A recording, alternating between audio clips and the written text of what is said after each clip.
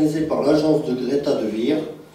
Nous allons aborder les métiers de la maintenance industrielle. Pouvez-vous nous expliquer en quoi consiste la maintenance industrielle? Quand est-ce qu'on parle de maintenance industrielle? Eh bien, on en parle quand on a une entreprise qui produit en masse. L'artisan fait un produit, il a des petits moyens, un petit volume. À partir du moment où il s'agrandit, il va investir dans de la machine automatique. C'est-à-dire que les machines vont produire à la place des gens. Et à ce moment-là, il va falloir entretenir, maintenir, faire en sorte que les machines fonctionnent correctement. Et là, on va faire appel à des gens qui savent intervenir sur ces machines techniquement. Les interventions qu'on va être amenés à mener sont soit quand la machine est en panne, donc là on est dans l'urgence, soit quand la machine ne l'est pas, et là on prévient en fait des éventuelles pannes. Donc on a deux grands types d'activités. Troisième, on tentera également, nous, techniciens de maintenance, d'améliorer les systèmes, de les rendre encore plus performants. Je vais en rajouter un dernier. On intervient également pour la sécurité. Donc on intervient pour que la machine, elle permette aux travailleurs qui travaillent dessus d'être dans les meilleures conditions de sécurité possibles. Et ça, c'est quelque chose qui est assez motivant pour les techniciens de maintenance.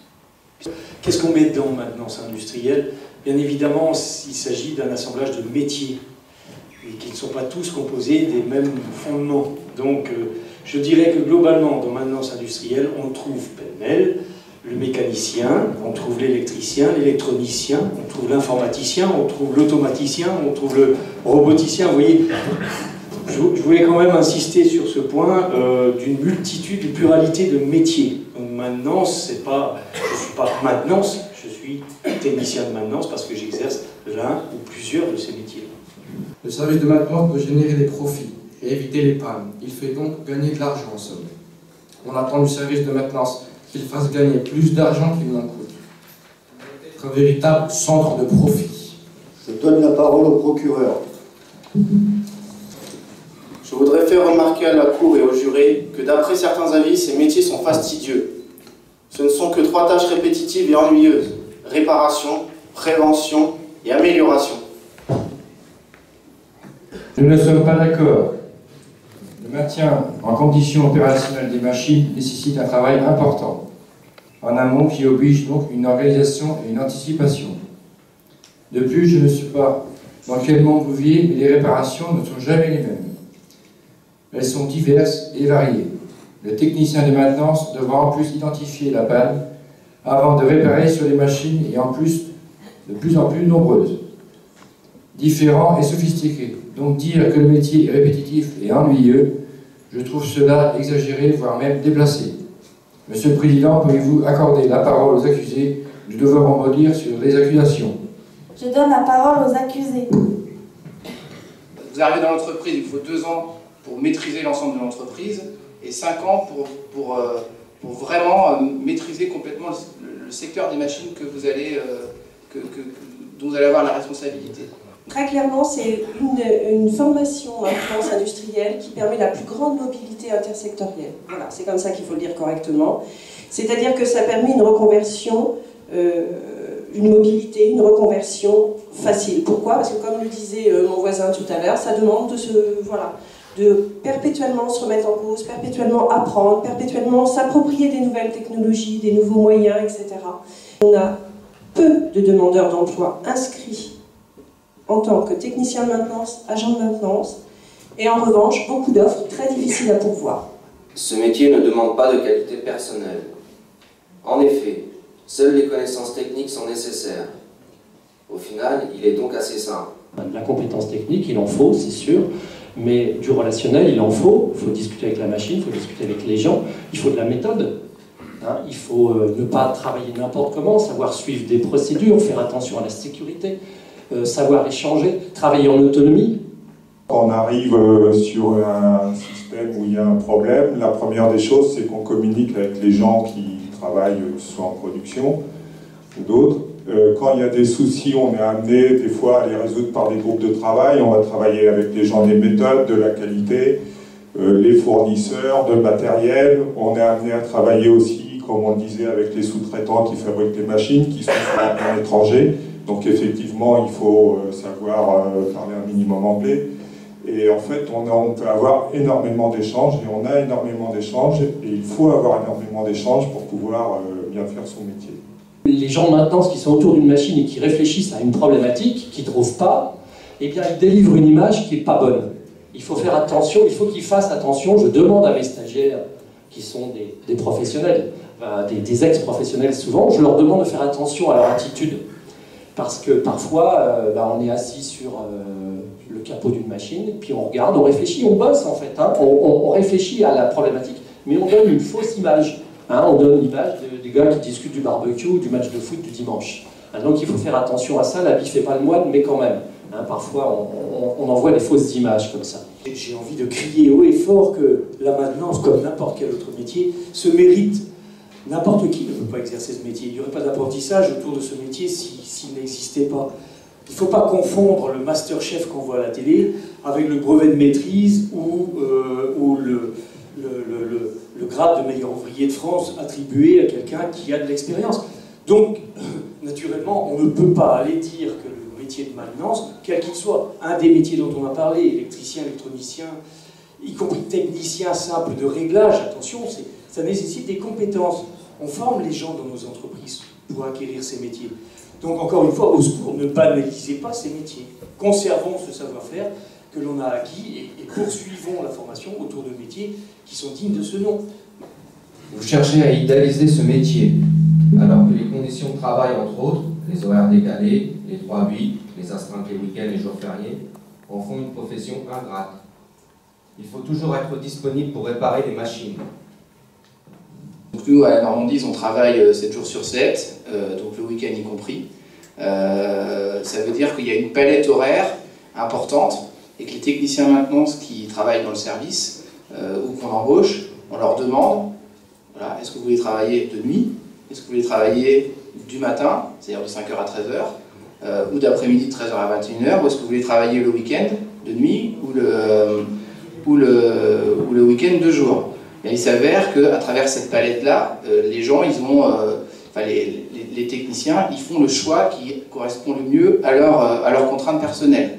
D'un côté, vous nous dites, oh ben, les métiers, ce métier-là, la maintenance, n'importe qui peut le faire. De l'autre côté, vous nous dites maintenant, bah oui, mais vous prenez les gens tout le temps, 24 heures sur 24, il faut qu'ils soient là. Ah oui, ça prouve tout simplement qu'ils sont indispensables et puis qu'ils ont leur raison d'être. Tout le monde ne peut pas travailler dans la maintenance, il faut forcément des formations. La maintenance du matériel étant de plus en plus sophistiquée, l'individu lambda ne peut prétendre pouvoir faire de la maintenance comme ça, c'est pas possible. Il existe des formations initiales qui vont du CAP jusqu'au Bac plus 6. Il y a besoin de formation, puisque c'était la question de départ. Est-ce qu'on peut apprendre sur le tas? Sans base, non. Par contre, la formation, elle peut s'articuler de différentes manières. Il y a une formation initiale qui peut être une formation continue, donc en présentiel dans un organisme de formation, mais il existe aussi des possibilités de formation en alternance, et là en partenariat avec des entreprises. Je pense qu'on ne satisfera pas de formation initiale, parce qu'on est dans un monde du travail qui bouge sans arrêt, on est lié énormément à la technologie, énormément à l'informatique, énormément à la robotique. Donc c'est des domaines qui ont des évolutions très rapides. Donc il faudra en permanence se recycler, en permanence se reformer, pour pouvoir s'améliorer. Le Calvados, pour finir sur la formation, enfin en tout cas continuer, le Calvados est très bien doté en organismes de formation continue sur l'industrie et sur la maintenance, bien évidemment. Donc il y a l'AFPA, mais il y a aussi l'AFPI, le CFAI. Je vous invite à consulter le site Trouver ma formation, qui est un site très convivial et facile d'accès sur lequel sont répertoriés l'ensemble des formations et des organismes en général, hein, sur le département et sur la base Normandie bien sûr, et vous y trouverez les formations qui sont voilà, en place à l'heure actuelle. Concernant le technicien de maintenance, en ce moment nous avons 9 formations en cours. Voilà. Pour certains organismes, il y a des tests d'aptitude pratiqués par des EOS, mais il faut bien sûr avoir une représentation claire du métier. Et une représentation claire du métier, c'est quelquefois aller en immersion quand les entreprises autorisent ou nous acceptent pour avoir une vision claire de ce qu'est ce métier. Après quelques recherches, j'ai remarqué que l'évolution des carrières n'était pas très fréquente. Alors, un jeune diplômé de bac pro est recruté sur la base d'un contrat d'agent, alors qu'un diplômé de BTS sera engagé au poste de technicien. Au fil des années, l'agent de maintenance pourra espérer devenir technicien de maintenance, alors que ce dernier pourra quant à lui évoluer vers le poste de responsable de maintenance. Je pense que vos recherches n'ont pas été faites avec beaucoup de sérieux, si vous voulez mon avis. Monsieur l'avocat, êtes-vous ici pour juger mon métier, pardon? Je ne juge pas votre métier, je juge simplement la véracité de vos propos. Bon, je pense que cependant cela n'entraîne pas une véritable évolution salariale. L'évolution, c'est ce qui permet la motivation, et on travaille tous, nous les professionnels, pour maintenir la motivation. Donc par rapport au salaire, un technicien en maintenance qui débute va gagner, en tout cas moi des salaires que je connais, à peu près 1700 euros, 1700 à 1800 euros bruts par mois.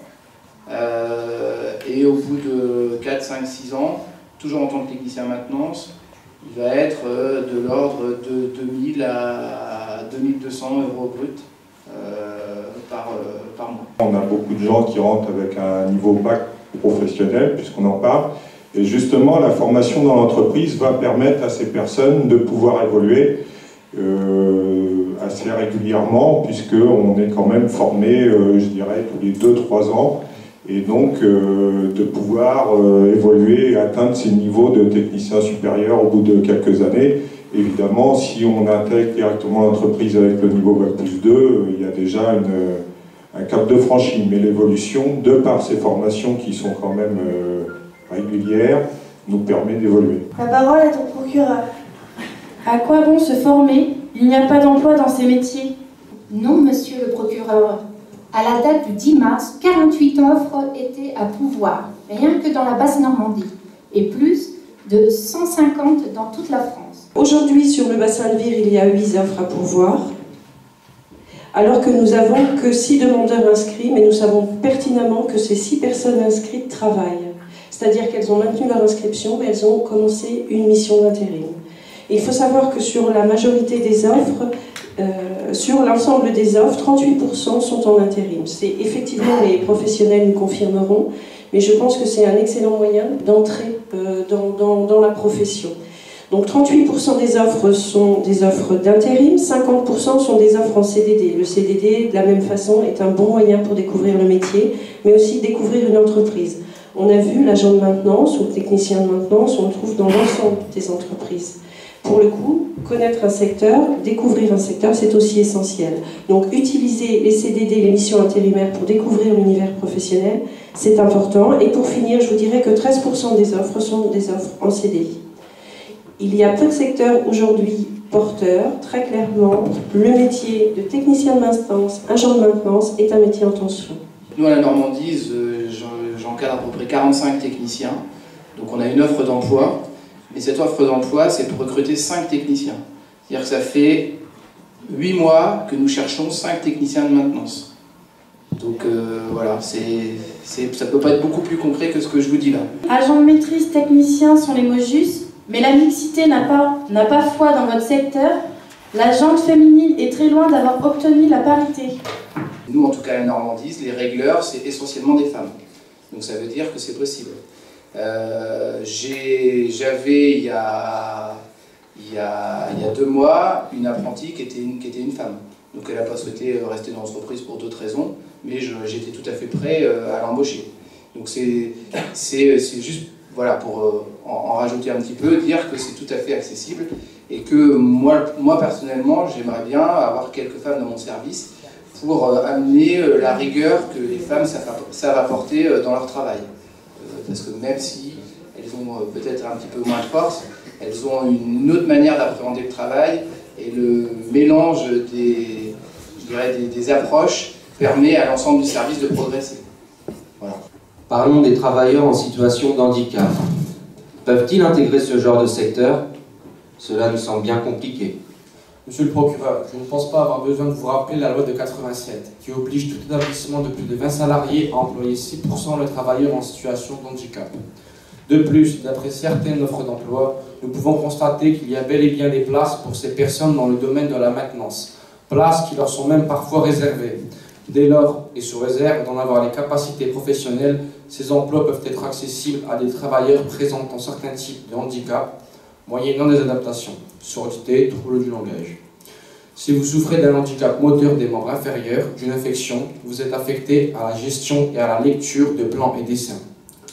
Voulez-vous ajouter quelque chose, monsieur les accusés? La parole est aux accusés. Oui, bah écoutez, dans notre entreprise, 6% c'est la loi, 12,8% c'est la réalité, et tout service confondu, donc maintenance avec. Voilà, si ça peut répondre à votre question. Nous accusons vos métiers de ne pas laisser la place à l'alternance. Les jeunes ne peuvent pas accéder en formation via à des contrats de professionnalisation ou d'apprentissage. Monsieur et Madame le Président, laissons la parole aux accusés. Nous prenons bien évidemment des jeunes en contrat, pour deux raisons. La première, notre vocation, c'est de produire, c'est de bien faire, c'est de soigner notre outil pour qu'il fonctionne de façon opérationnelle tout le temps. Et la deuxième chose, on l'oublie toujours, c'est aussi de transmettre notre savoir. Et Dieu sait si dans ces métiers-là, il y a des choses à transmettre, des spécificités, des spécialités. Donc j'allais dire, c'est tout l'inverse. C'est vraiment dans ces métiers de la maintenance que l'on prend des contrats. Vraiment. En tant que juré, nous proclamons donc, en dépit des inconvénients qui incombent à ces métiers, que les accusés sont non coupables.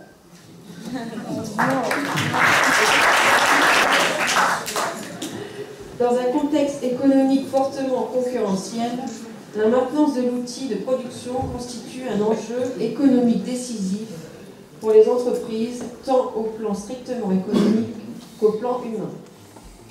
Les activités de maintenance connaissent de fortes évolutions. Nous déclarons donc que les métiers de la maintenance sont des métiers d'avenir.